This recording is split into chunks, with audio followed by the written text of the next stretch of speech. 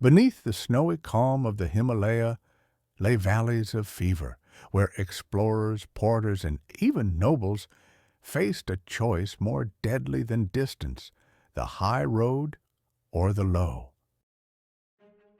It's 2:20 a.m. I'm still buried in the Himalayan Club Journals, century-old field notes from the Himalayas. It's like diving deep into the documented history of the Himalayas from the early 1900s. The journals cover everything, from indigenous wisdom, cultural myths, to epic expeditions and groundbreaking discoveries. These forgotten stories are brought to life by synthetic voices in the Himalayan Journals podcast. Subscribe, zone out, binge, and pass it to a fellow mountain junkie. Which road was safer in the Himalaya, the high or the low?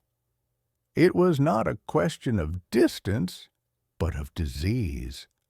In the eastern Himalaya, porters traveling with explorers had begun to suffer from malaria. These men were usually recruited in Darjeeling and moved down into the valley of the Tista by way of Temi at 3,000 feet and Singtam at 1,400 feet. Both of these places were notorious for fever.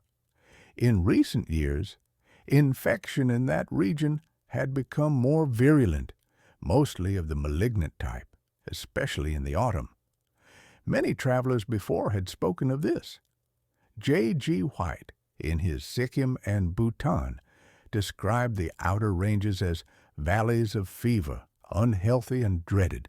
He noted the struggles of marching at the foot of the hills in the rains, mosquitoes swarming at night, and river crossings through steaming valleys that could not be endured for long. Edmund Candler, in Unveiling of Lhasa, confirmed that the foothills during the rains were relaxing and malarious, and that the main road had been made to avoid the worst of them. Percy Brown wrote in Tours in Sikkim that even the angler should beware, for the valleys were far from healthy.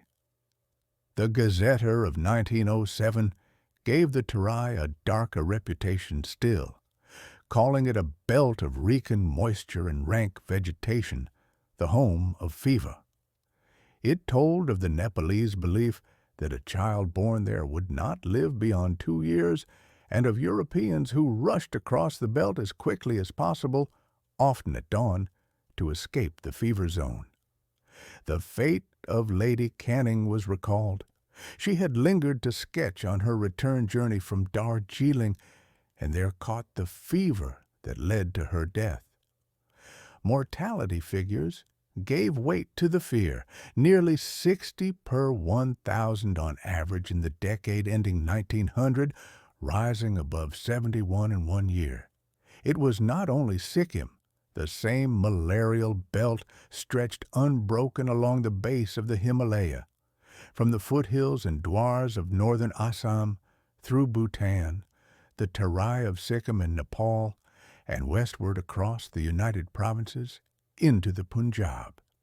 Everywhere the pattern repeated, more than half the children carrying enlarged spleens, the sign of chronic malaria.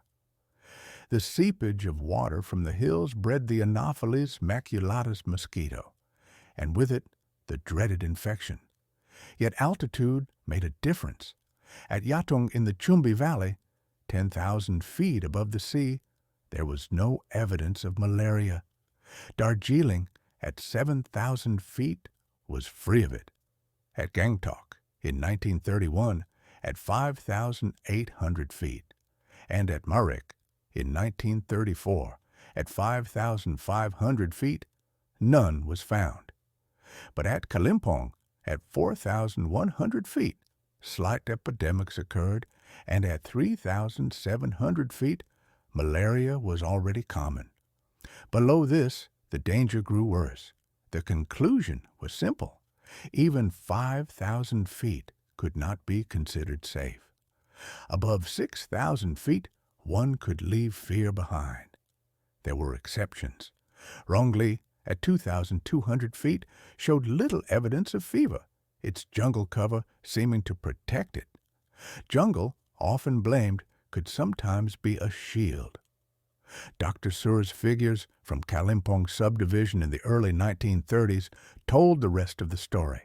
At Rakyang, malaria occurred in 27% of cases, at Tarkola in 78, at Kielakola in 35, at Kalimpong in 2.